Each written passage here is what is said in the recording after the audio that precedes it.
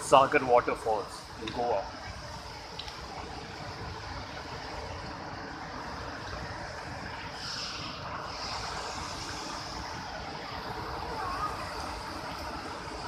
Made famous by the Hindi film Chennai Express. It's become a big tourist site. Requires a 12 kilometers trek from Kulem. We have walked 12 kilometers to this place. Absolutely strenuous. Another 12 kilometers to go back to Kulem. But it's worth the effort. It's worth the effort. See the beauty. 8:30 in the morning. Slight drizzle. It was raining when we came.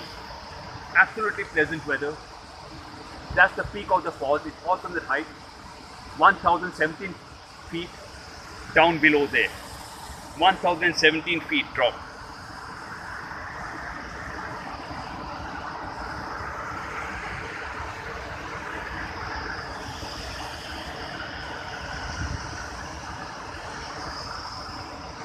We are a group of 6 tourists. We traveled Recon group. 6 of us from Bombay.